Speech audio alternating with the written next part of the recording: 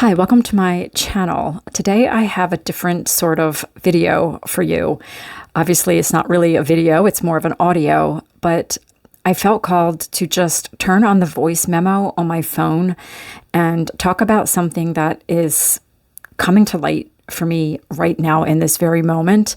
And I didn't want to take the time to try to write it out and plan out a video per se. So I'm not even sure if I'm going to post this, but if you're hearing this, obviously I did. So I've been experiencing something in the last few days that I feel is collective. I've been having pain in my back. So I am a light worker who is a transmuter of energies. That is one of my roles as a light worker. Light workers can have many different roles, and one of them is to be a transmuter of pain. Sometimes it's physical pain that I'm transmuting, like from others. Sometimes it's emotional pain.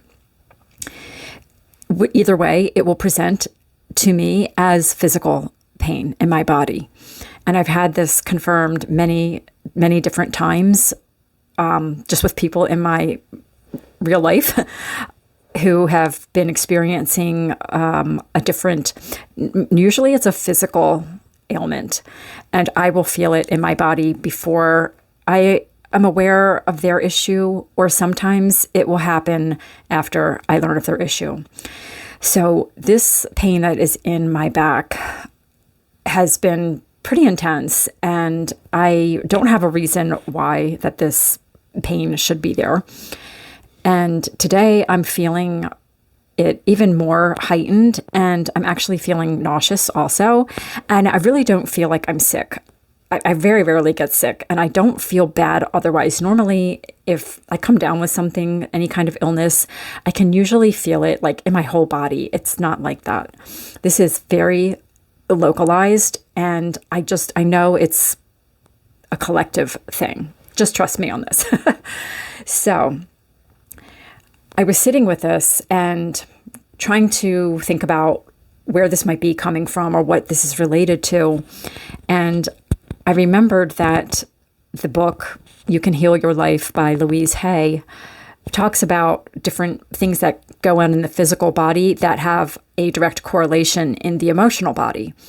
So I thought, let me pull that book out and look at what this book says about back pain, and specifically in the middle back. So, there's entries in this book about upper back, middle back, lower back pain, and they each have a different meaning. Mid back pain has to do with guilt. So I was thinking about that and just kind of sitting with that and how that might relate in my personal life. And there were things that I could figure out what that might relate to, but I felt like I wasn't quite getting it because the pain was getting more intense. And I will say it right now, as I'm talking about this, I can feel the pain lessening. So I know that I'm getting more in alignment with the message that this pain is trying to give me. So I decided to lay down for a few minutes, and I laid back on my bed and I closed my eyes and I folded my hands over my chest and I opened my eyes, and my gaze landed on a painting I have in my room. This might sound kind of weird, but I have a painting of Mother Mary in my bedroom. I feel very connected to Mary. I'm not religious, but Mary started coming into my awareness about a year, maybe actually 2 years ago, maybe in 2024 it was. And she's been very, very present in my life since then. Sort of comes and goes, but there's also experiences I had as a child that involved her as well. So I know that she has been a guide of mine throughout my whole life. And the reason why this stood out to me is when I opened my eyes and saw this painting on my dresser, the hands in the painting were in the exact position of my hands on my chest. I had my left hand on my chest and my right hand on top, and that is exactly the position that she is in the painting. So I knew that that was a sign, a connection to her, and that she was going to help me figure out this message. And so I got quiet and just tuned in to see what it is that she wanted to share. And she brought my attention to remind me of the fact that I'm transmuting some collective pain at this time. And this pain is guilt. And it is related to what is coming to light in the world right now regarding the files. Okay, I know you know what that means. And I really don't like to put my attention on those kinds of things, but there are times when we need to do that. And this is one of them. And the guilt. Let's see if I can pull this together into the main message that wants to come through about this. It has something to do with, we're transmuting the pain of what has happened to the victims. And the very loud message was, while it is important to take care of the perpetrators and to not only call them out, but to bring them to justice. Absolutely, we need to do that. But there's like a piece that's missing. And this is something that's happening on the unconscious level.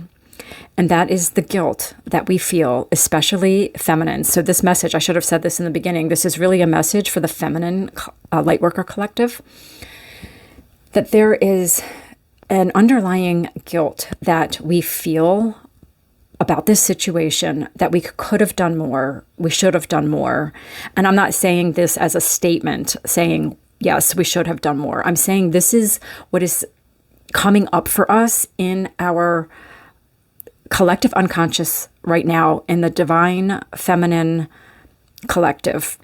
Not just light workers, but light workers are often transmuters of energy. So you may be either going through something similar right now where you're being asked to purge this energy, the guilt, but also just what has happened. And if you haven't already, if you're not experiencing any kind of like physical symptoms, anything that looks like purging in your life or transmuting like heavy, dense energy, you might be experiencing right now. So this can look like physical purging in various forms. I won't get, TMI with that. You can use your imagination to figure out what that could look like. But back to the message that Mother Mary wanted to bring through was not to forget the children. That yes, we have to go after perpetrators, but more than that, we need to start protecting children and the vulnerable in society. This is going to be one of the major differences between the 3D and the 5D. In the 5D, no one is left behind. That's what just came through. Sorry for the kind of cheesy slogan there that's been overused, but it's going to be, when we talk about harmony, this is what harmony looks like. It's about fairness and equality in humanity and how we treat everyone. And everyone has access to the same resources and the same support and the same kind of treatment. And, so often we hear these stories similar to what we're hearing in the files. And people say, well, why didn't anyone do anything? How could this go on for all these years? And think about how many children have been the victims of abuse for years and years and years and years. And there's always stories that come out about how people in authority, just adults, were notified and nothing ever came of it. Like, we need to do a better job of protecting children. And this painting in my room is it's this huge, it's like a 3 or 4 foot, maybe even tall painting. It's huge. And it's Mother Mary, and she is surrounded by cherubs. And it just made me, connect to this whole message about protecting children, just that innocence and the energy of that. We need to connect with that and focus our efforts on that. So another message that Mother Mary wanted to bring is that for the next coming months and years, as we handle and deal with the fallout of this situation, and as it opens our eyes to the greater, just awareness of abuse that we all know goes on. And it's like it had to get this bad to wake us up and to make us change as humanity. This is like the deciding point where we decide what we want as a species. And if we want to create this new earth, this is not a pie in the sky fantasy. This is something that we have to deeply desire as humans. We have free will. And if we want to keep acting this way, I'm trying to not curse. If we want to continue this way, we certainly can. But enough of humanity has woken up and said that we don't want this anymore. And again, I keep getting brought back to this idea of, yes, we're angry at the people who are the perpetrators. And yes, let's deal with them. Let's deal with them swiftly and in whatever way we deem is the right way to do it. And there's no judgment in the spirit world. But at the same time, we need to focus on the victims. I know I'm not saying anything new here, but it's not being done. Like, I'm not saying anything new, but then why hasn't anything changed? We need to get our heads out of our asses and stop spending so much time distracting ourselves. And I know that this is an engineered sort of thing, and this is how society has been designed to separate us and to distract us. And we need to say enough is enough. And we really need to pull back from, I want to say technology. That sounds so simple, but it's at least a start. We have to realize how communities do not look out for one another any longer, because we all have our heads buried in our phones and worrying about so many things that we honestly do need to worry about, right? Because things are so difficult. The powers that be have made lives difficult for the vast majority of humans on this planet. Just to make ends meet is causing an enormous amount of stress in many people. And it's keeping us from focusing on what matters. So we need to simplify our lives as much as we can with the resources you have and the abilities that you have to rearrange your life, Spirit is saying, so that you have more time to pay attention, to look around you at the humans that are around you. Look in people's eyes. Quit looking at your phones. Get out in public and connect with people and listen to them and see what it is they need. See how they are hurting and see how you can help. This is a very strong message that Mother Mary wanted to come through with today.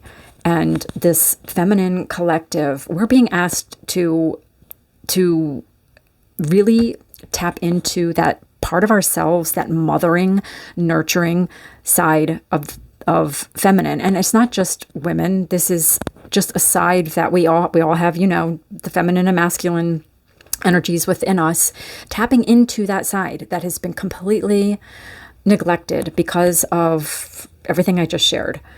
And we need to get back to that. But to do that, you have to make changes. You have to be willing to not be so damn busy all the time. Focus on your own well-being. It starts there. connecting with your higher self, connecting with your guides, asking for help. Because you know what? Right now, we have a lot of freaking help. Things would be a lot worse than they currently are if we did not have the help. I know that seems impossible, but this is the tip of the iceberg. These files are the tip of the iceberg. And this is just coming through, from spirit right now that, oh shoot, I just shouldn't have stopped. I was on a roll. In a couple ways that spirit is helping us, all of these high vibrational beings that are surrounding our planet, that are on our planet at this moment, energies and vibrations that are awakening on our planet right now, people who are awakening. This is all coming together because we were on the brink of disaster. And this was always part of the divine plan for humanity to ascend. And it was always in the plan for these higher dimensional beings to assist us if we called upon them. And we have. Enough people have awakened, enough people have called in this higher dimensional help. Many of us light workers are doing this work every single day in private. I know you probably are too. And Spirit just wants you to know that it does make a difference, that it is so important, but to not just, go into hermit mode and focus on healing in that way, but to also get out there and start making changes in the world by using your voice, speaking up. So this is reminding me of something I read the other day. So if you've ever heard of Lissa Rankin, it's Lissa, and Rankin is Rankin. She's an author, and she's in the alternative wellness space. She used to be an OBGYN, and she's written a lot of books. And she recently wrote an article, it's for free, on her Substack. So you can probably just Google her name and find her Substack, where she is naming names. And she's calling out people in the spiritual industry, spiritual teaching industry, and she's speaking out, and she didn't for a very long time. She wasn't witness to any crimes. She said, she obviously would have gone to the authorities if that was the case, but she just saw these people who put themselves in these positions of authority and like they were holier than God, and nobody questioned them. And this is more than Deepak Chopra. She's naming lots and lots of names of people who are very well known in these spaces, who are just basically a-holes, narcissists, enormous egos, and just not good people, not nice people. And, it's like, how can you preach the things that you are preaching when you don't do these things at all? It's just, grifters are going to grift. And that's what most of that industry is. And so one of the things that she mentioned in this article, and I'm going to, preface this with, I'm not calling this person out, what I'm going to say in a second, because this is already, public. Lissa Rankin has already said this. But I thought it was really interesting that this pain in my back, I pulled out this Louise Hay book. And I'm not doing this to be like dramatic, but just bear with me for a second. I pulled out this Louise Hay book, and Lissa shared a story that a person that she knew in the spiritual industry who was trying to get a book published through the company she owned, Hay House. Well, he came to her and said that he was sexually assaulted by Louise Hay. And again, this is just another person that we, shock and awe and, oh my God, I can't believe, that she's another one. And this is just, one example. And I thought it was really ironic that I'm looking up this pain in my mid-back, and guilt is the energy of, the emotion, the stuck emotion there. And I thought, wow, how rich when this person absolutely was guilty of, again, sexual abuse. So again, I'm not trying to badmouth a person. I know it's like bad karma or something to talk about people who've passed on, but so here we go again. This is what Spirit is saying. They're saying, stop with that. We are moving into a different dimension, and karma is no longer a thing. I know that I will probably receive flack for saying that, but this has been coming through for me a lot. And there are a lot of other teachers that, I know we're not supposed to listen so much to teachers anymore, right? But you have to use your intuition on this. And this came through for me myself. So I trust my guides. And they've been saying that we've healed karma and like the karmic cycle. And we need to stop with stuff like that. Like, oh, we can't talk about that person because they passed away. People need to know the truth. And that whole way of thinking of, no, we can't do this, we can't do that. Oh, that's not right. Oh, somebody might get hurt. Somebody might get their feelings hurt. I don't want to accuse someone. And of course, we're not supposed to go around and blatantly accuse people without proof. But, you know, you can take that with a grain of salt, what this Lissa Rankin said about this person that confided in her, whether that's true or not. Spirit wanted me to bring this through, though. And we have to stop putting these gurus in a position of being a guru. Stop putting people on a pedestal, no matter what their pedigree is, no matter how charismatic, no matter how much things make sense, no matter how much this person has helped you. I mean, how many people I've heard like respond to these files that have said, well, gosh, he was nice to me. I never, had any issues. Well, that's beside the point. So Spirit is saying it's time for us to wake up. And we're creating the fifth dimension by what we do now.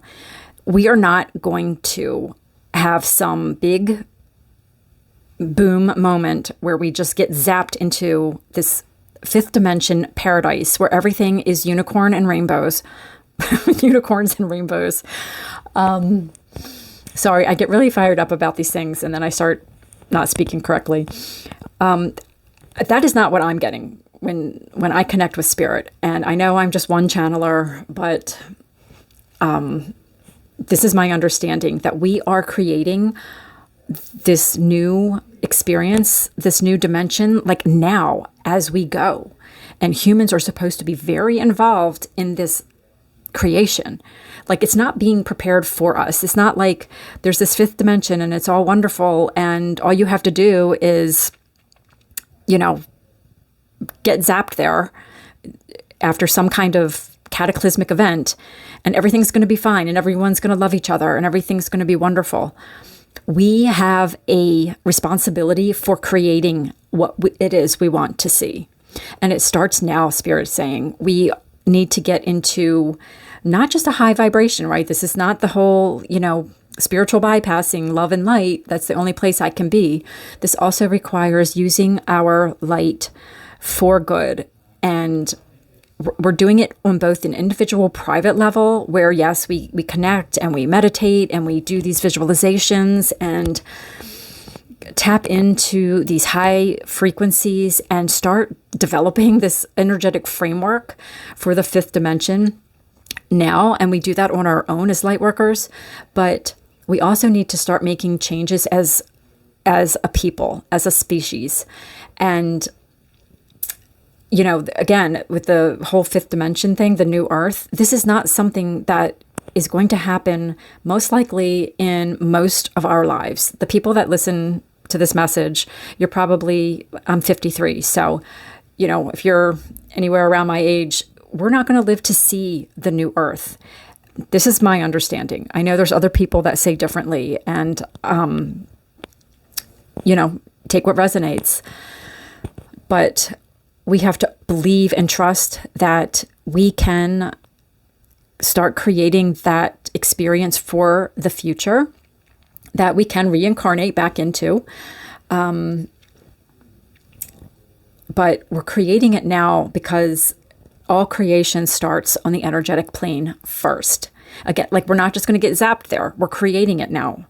And the energetic framework is being built through our thoughts, our vibrations, our actions.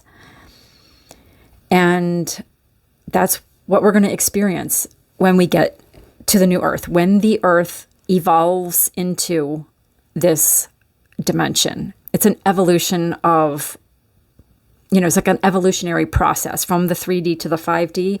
It's not something that happens in a flash. Okay, so this is getting kind of long. I'm going to leave this here. Let me know your thoughts on this. If you're experiencing, and it's so wild, like right now. Oh, so the other thing, let me just mention one little thing. When I was meditating with Mother Mary, when I was laying on my bed, I saw in my third eye a pink and blue light surrounding my back and my front, just kind of like on the right, or excuse me, on the left side. So this is where my pain is. It's on the middle of my left side, and the left side for me is the feminine side. So this is something that we need to heal. This, abuse of women is something that we need to heal before we move into the new earth. Okay. What was I going to say about that? The light, this pink and blue light. And I was experiencing a lot of pain then. And Mother Mary connected the violet flame to this light. And a lot of like the healing work that I do on myself occurs like clairvoyantly. I see things in my mind. I see energy in my mind. I see it as color, sometimes, light and other kind of sensory information. That's all like psychic sensory information. And I was connected to the violet flame. And Mother Mary said, we can be assisted through the transmutation of these difficult energies. When it becomes too much, connect to the violet flame and ask Saint Germain and the violet flame to assist you with the transmutation of these energies. And I'm almost 30 minutes in, and I am already feeling, I don't have any nausea now that I had all day today. And this pain in my back is so much less. So this is an offering that we have. Again, we're so supported right now. And Spirit is really stepping in so we don't keep effing things up for ourselves. So take advantage of that. Connect with Spirit. Connect with your fellow human. And we're going to get through this. And we have to trust that we're creating a whole new world that is going to be amazing for the future. All right. Thanks for listening. I'll see you soon.